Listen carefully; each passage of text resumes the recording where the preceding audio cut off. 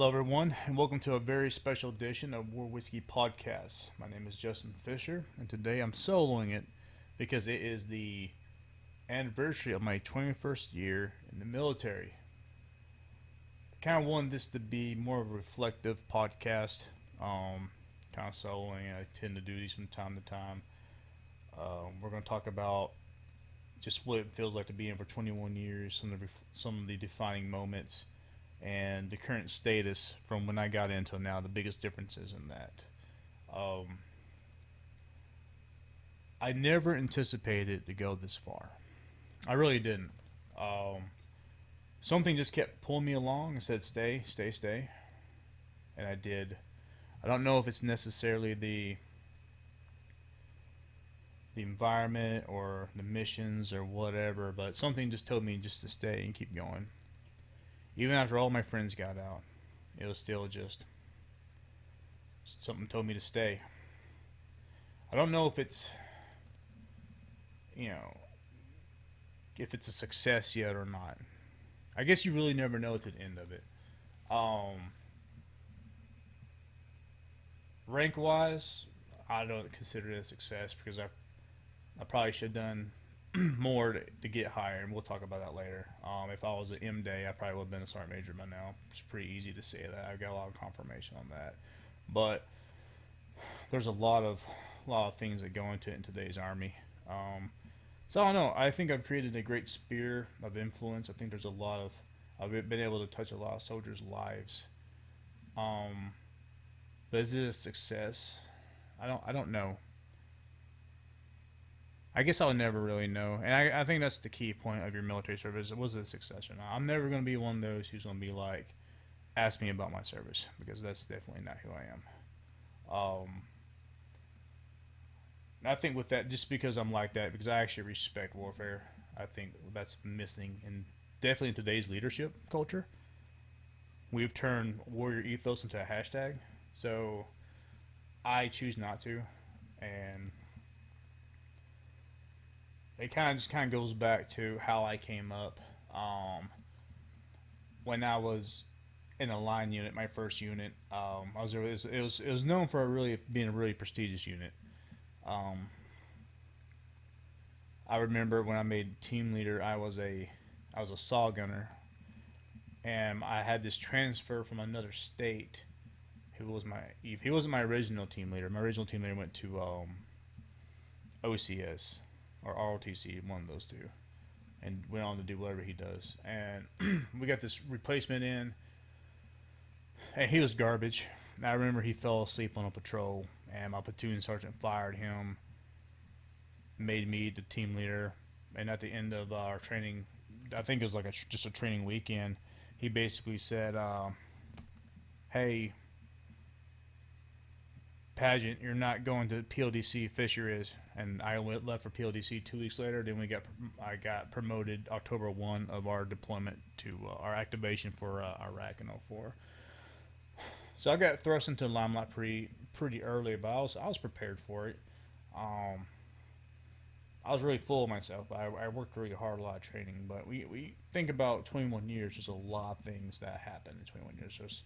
It happens in clusters. Like my first term in the military, um, it's totally different than my second or my third. So all this stuff is going on. But I guess the most really defining moment was my first day as acting squad leader, and this might be a little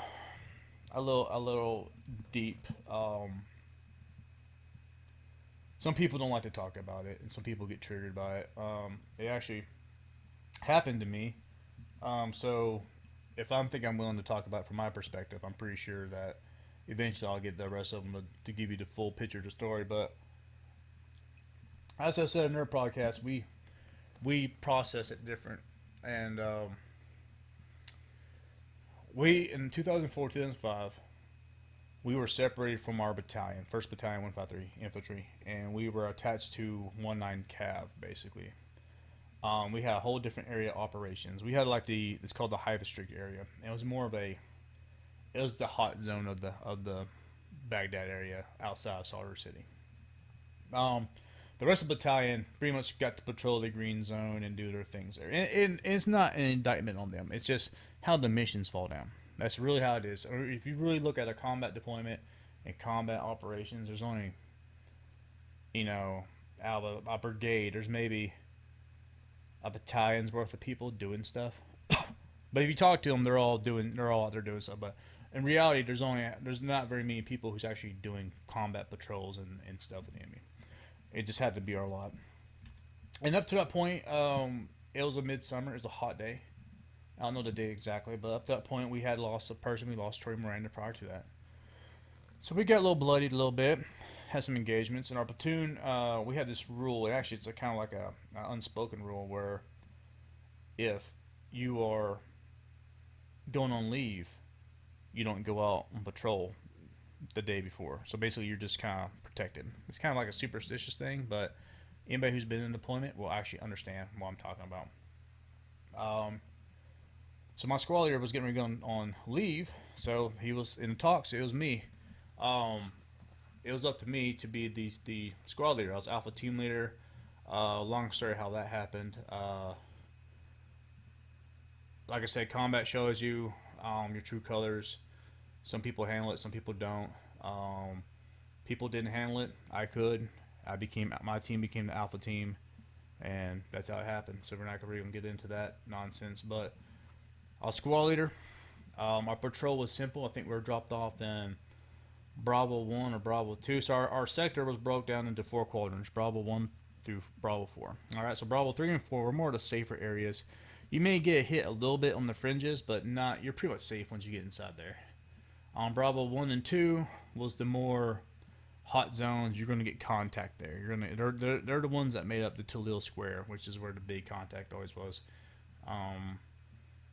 That was the area. So I think we get dropped off in probably Bravo. I probably want to say Bravo 2. I might be wrong, but it's Bravo 2. On the edge of the Tigris River. We dropped off in our Bradleys, and up to then we were in Bradleys because we couldn't use Humvees in our area because it was too hot. So we had Bradleys. Bradleys are awesome, except for they cannot go into the alleyways. So all of our foot patrols were dismounted. You had to walk in through the alleyways. Had to get in. So we're doing normal presence patrol. We get out. Squad moves up. We get off, and basically your most vulnerable point in a mission is when you get picked up and when you get dropped off. So we quickly consolidated and moved off of our start point. Move up. Bradleys go off and do their thing. Take up blocking positions as we move on. It's probably about 9 a.m. Maybe earlier. We're about 10 to 15 minutes into patrol. Not really off of our street, but we're deep into some alleyways, and you hear this pop. So grenades have 2 pops. They have the main explosion, and then they have the primer that goes off, right? So when you pop it, the pin pops. You hear the primer. The primer basically isn't igniting. So we would hear this pop, and a few seconds later, we'd hear the explosion of a grenade. So basically, think of a tall alleyway, right? A tall alleyway. And people would just lob them over the top and step back into our house. So they pop, cook a grenade, and just toss it over and step back in. There's really nothing you can do. ROE wouldn't let you shoot through buildings or anything like that. So it was my first day of squad there.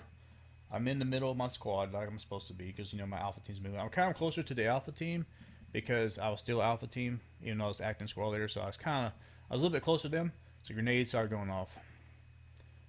Hitting some other squads. We're still good. We start taking casualties. Then we start losing leadership. We lost our platoon leader, who's really strong. He got hit. Some other guys got hit.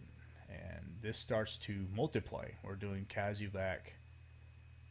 People always talk about, we train for medevac. We're really out there putting people in the Bradleys and exfilling them back to 31 cash. I mean, this is happening. You look at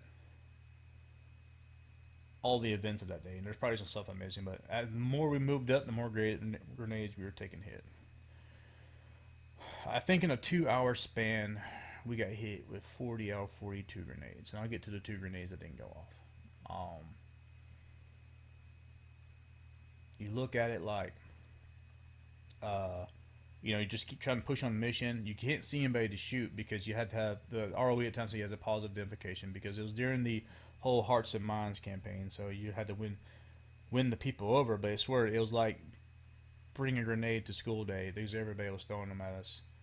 I remember getting ready to cross Haifa Street itself. My squad was, and as soon as we stepped, a grenade dropped out of a high rise and hit our one of our guys, Yogi, hit him in the face.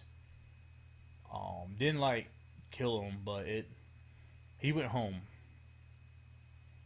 Another guy got hit, and so we basically ran across the open area and then went back over there. So anyway, all this goes on, right? The first day of squad leader, mind you, 20-something-year-old E5, handling it pretty well, I think. I had a really good squad, good team. Some of the best guys I've ever had in my life. You look at, and we get into the high rises, and these big old high rise buildings that basically Saddam made for his friends and stuff. They had these concrete archways, and you had some good shelter, and they were just rocking us with grenades, but they couldn't get to us, we couldn't get to them. It's kind of a stalemate. And finally, we detained a couple people. Now, and during this time, you see these brave men start to crack because it's like a no-win situation where we're basically combat ineffective to that point. We're in a position where we can't really get helped. We're not out of the fight, but we're hurting pretty bad. We're hurting pretty bad for a platoon. People are starting to break. And you can tell because key leaders are starting to move inside the high rise. While we're all pulling security, my squad, God bless them all, they were out there on basically on the edge of it, taking the brunt of these grenades. But they couldn't get to us, they couldn't get to them. So we're in a good spot, kind of. We're the best we can do for our situation. Definitely couldn't exfil, because that would mean that they chased us off. Finally, one of the combatants exposed himself. And it was like a 9-year-old, 10-year-old kid, boy, young male, combat age is what we call him. Had a grenade in his hand, and he got smoked. He got smoked really quick. He fell. Grenade went off to the side. His body was dragged off, and the commander was like, "Hey, we need to secure that open area." Now, where he was at was across something called the meeting place, and the meeting place is basically a soccer field that the insurgents or street gangs. The media always says insurgents, but it's really depends what you're fighting. Insurgents fight with like purpose and cause, while street gangs just fight for influence and power. So the difference is insurgents stand and fight. Street gangs will break contact. That's what you got. But they use this to meet and plan attacks and things of that nature. And what fed this soccer field was 2 alleyways known as Purple Heart and Grenade Lane. So basically, because of all the amount of contact units have hit there before. So they said, hey, cross this. It's about 50 meters. Cross this 50-meter open area. Like Fisher, your squad, go over there, secure it. Okay, Roger. So we get set up. I send my alpha team across, and myself and my saw gunner stagger, and we go in the middle, kind of, as we're moving across. The first team's already gotten almost to the other side, and me and my saw gunner Jimmy, we're stuck right in the middle. And out of this alleyway, here comes this grenade. And so all the events are blurry. I don't know how close it got. It was close enough I could tell it was Russian. I could tell that. I'm not gonna. Actually, I do know how close. I'm just not gonna put that out there. How close it really was to us. We dive. It's close enough that we're within the kill radius of it, like lethality radius. So it's close. It's close enough. It didn't matter if it went off. I wouldn't be having this conversation on there. It lands beside us, and for eternity, nothing happens. and we're bleeding. We're laying there, and we get up and and take a step, and here comes another one thrown at us. Same procedure, dive on the floor, and we're still in the middle of the dirt. I mean, we're in the middle of this place. There's nothing we can do. There's nowhere we can go, and you have moments in your life. They call it turn back moments. Turn back and run to safety, or you can just move forward. And something inside of us has told us just to get up. And we got up and moved forward. And after that, we took our gloves off. Started, doing what we do with our grenade launchers and stuff. Started laying some. Said, screw this. And basically went off the objective after that. Went back. It was kind of a muted silence. But as a person, I knew I crossed over. As a leader, I knew I crossed over into something more.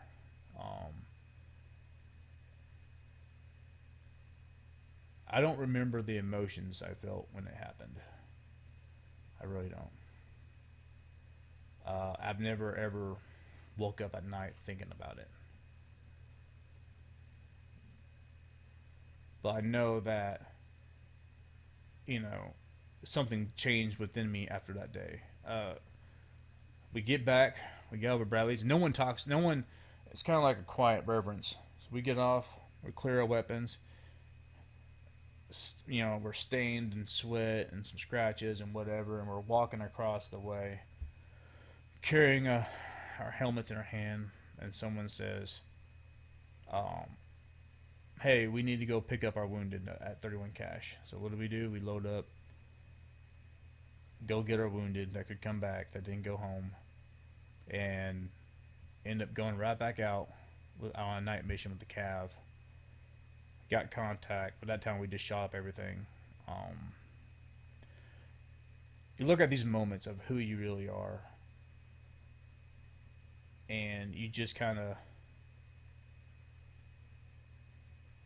you just have to keep going, I guess. And that's the defining feature of 21 years, is that you just keep going.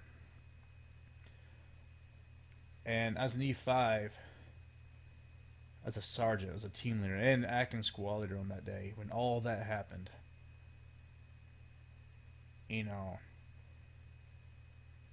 I performed like I should. I performed, everybody's like, great job, blah, blah. And I think that catapulted me. I already had a good reputation, but I think that catapulted me into the conversation of, D-top, and I knew that if I cracked, my guys would be in trouble. Even though they're solid and they could operate without me, I didn't want to be a liability. So I basically just learned just to purge all my emotion that I could. And has it cost me? Yeah, I mean, it's my lack of empathy is still prevalent. But did it allow me to make sound decisions under duress? Yeah, absolutely. And I guess it's just part of greater good.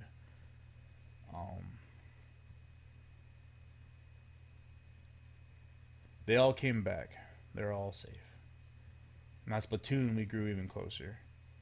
And you look at the difference between then and now. There's a lack of camaraderie. There's a lack of it's a different environment too. We basically we basically became a me-centric and entitled force. And we've forgotten our lineage. We've forgotten those type of missions. And I'm not saying I'm the most accomplished guy in the world. I am not. And other people have done stuff too. But it seems like the force and whole, and especially at the leadership levels, have lost their thought. I mean, we've got hashtags for warrior ethos, staged pictures. Nothing ties into a warrior lineage. We're having to tell people be their best. How does that inspire anybody?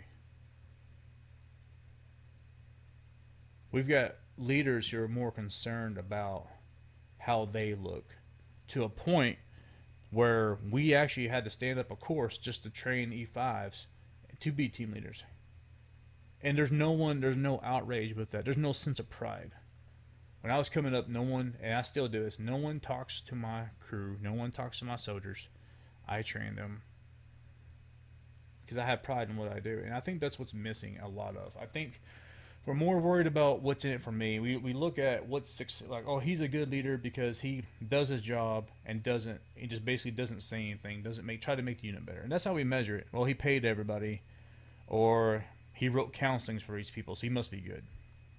Did absolutely nothing to make the unit better. And I know because I've had to deal with like various units in the units I've been in about people getting put over and they do nothing to make people better. Nothing at all. It's all about my agenda and who can I get to help push my agenda. And I think that's the biggest change I've noticed in 21 years, that we are very me centric and we're very entitled. You almost to a point where you have senior NCOs not even trying, not just NCOs, officers too, not even trying on job interviews because they automatically assume they can get it. I recently had a conversation with someone who was like, I studied, but I'm pretty sure I'm going to get it. And it's like, you didn't. I mean, that's what we've allowed this behavior to happen. We've forgotten our warrior ethos. We've forgotten who we are. And all the sacrifices, all the damages people that had to go through back in 04, 05, 06, 07, we just ignore it. We just cover it up. We just became a force of corniness. Hashtags. T-shirts. There's no sense of competition. There's no lethality. There's no lethality. You've got company commanders saying, watch this TED Talk. But they don't even know how to execute a company attack. First sergeants don't even know how to do NCODPs. Sergeant majors don't even know anything about, you got, master sergeants, first sergeants, you don't even have squad leader, platoon sergeant time. But they furthered someone's agenda. I mean, that's just, now we're to a point where our force has suffered to an extent that the metrics across the board are terrible. And I think, I'm not saying it wasn't like that when I first joined, but it seemed a lot more rewarding for the people who actually were the performers. Do I think we'll actually get out of this?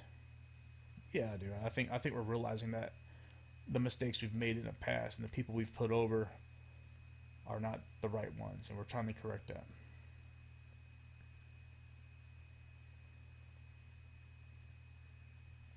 I think that the one thing I've learned in 21 years, and a lot of this is my own doing. I mean, I take self ownership. I'm not going to be like, write a book about self ownership because that's ridiculous.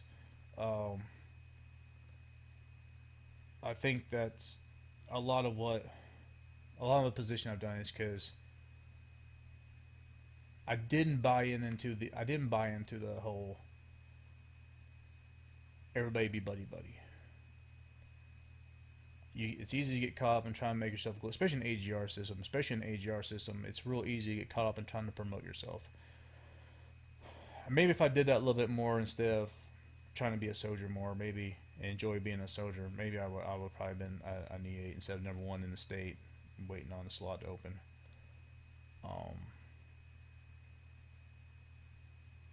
But I don't regret it. It developed me into the soldier and the person I am today. Because I realized the real key is as long as you serve the greater good, which is the Army. Not the people who make up the Army, but what the Army stands for, and that warrior lineage. And I think that's why it took me a few years to realize that I keep that in mind, that I serve that. I don't care about personal state agendas, National Guard. I don't. I just care about the combat, what it means to be a warrior, a soldier. That's all I really care about. So that was my reflection for 21 years. It's kind of like a rambling. I just want to share that with you. I left some of the vague details out on that mission, but it's just basically for the sake of some of the people who listen to this. I don't want them to have a recall trigger. I care about my soldiers, my friends. So This is Justin Fisher, signing off.